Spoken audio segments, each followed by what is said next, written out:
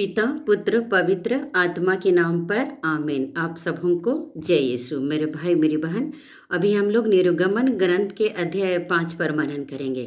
हम इसमें देखेंगे मूसा और हारून फिरौन के पास जाते हैं। जैसे प्रभु ने उनको कहा था कि कहना मेरी प्रजा को निर्जन प्रदेश में यहोवा के लिए बलि चढ़ाने के लिए, पर्व मनाने के लिए जाने दो।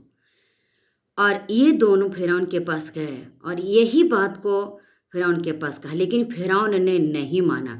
उसने कहा, कौन यहोवा जिसे मैं नहीं जानता हूँ, मैं नहीं जाने दूंगा। और वो कहता है कि तुम लोग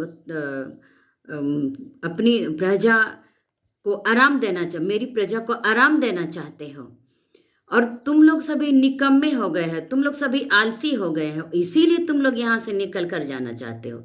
मेरे भाई मेरी बहन, फिरौन जैसे प्रभु ने कहा था वैसा ही फिरौन का हृदय कठोर हो गया।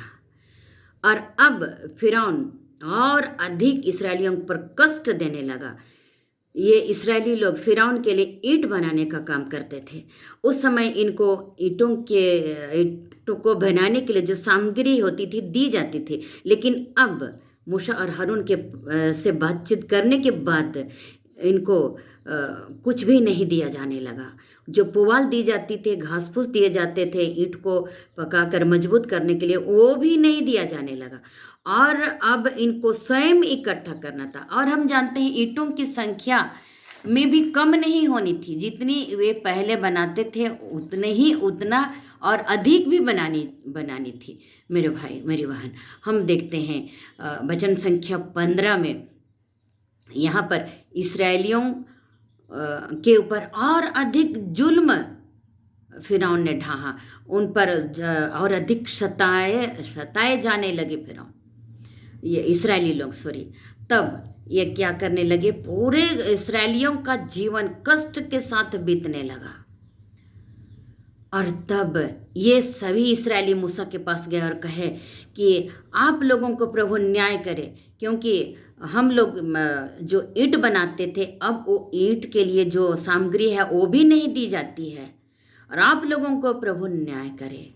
तब ये लोग कुड़कुड़ाने लगे, मतलब उनके ऊपर भुन भुन आने लगे। वचन संख्या 21 में हम देखते हैं ये भुन भुनाना, ये पहली भुन भुनाहट है। मेरे भाई मेरी बहन, आगे हम लोग देखेंगे मिस्र देश से निकलने के बाद जब ये मरुभूमि की ओर आगे बढ़ेंगे, मरुभूमि में रहेंगे, छोटी छोटी तकलीफ होगी, थोड़ा सा कष्ट होगा, तो ये हमेशा उन कुड़कुड़ाएंगे और उनका दोष मूसा पर ही देंगे। वे कहेंगे, मूसा को क्यों तुमने हमको निकाल करके लाया, हम वहीं रहते वहीं मर जाते, क्या वहाँ कब्र नहीं थी, क्या वहाँ खाना नहीं था, क्या वहाँ का वो जो खाने पीने को याद करेंगे। और वे लोग मूसा के विरुद्ध में भुनाएंगे, उनके विरुद्ध में कुड़कुड़ाएंगे। जबकि प्रभु मूसा के द्वारा चिन्ह और चमत्कार प्रकट करेंगे, और चिन्ह चमत्कार प्रकट करते हुए आकाश से उनको खाने के लिए देंगे, उनको खाने के लिए मांस देंगे। और इतना होने के बाद भी वे लोग कुड़कुड़ाएंगे, मूसा के विरुद्ध में भुनाने लगेंगे, चमत्कार देखते हुए भी उनको नहीं पहचानेंगे। इसलिए हम लोग देखते हैं वचन संख्या 22 में मूसा प्रभु के पास गया और कहा कि प्रभु, तूने इस प्रजा को इतना क्लेश क्यों दे रहा है, तूने मुझे क्यों भेजा। मेरे भाई मेरी बहन, तब प्रभु उनको कहेगा, देखो अब मैं फिरौन के साथ कैसा करूँगा, तुम आगे देखना। यहाँ पर हम देखते हैं इसराइलियों ने मूसा को नहीं पहचाना कि वही उनको छुड़ाने वाला है, वही उनको मुक्ति देने वाला है। मेरे भाई मेरी बहन, हम देखते हैं जिस तरह यीशु मसीह को भी जब इस संसार में आया, नहीं पहचाने, बहुत लोग नहीं पहचाने।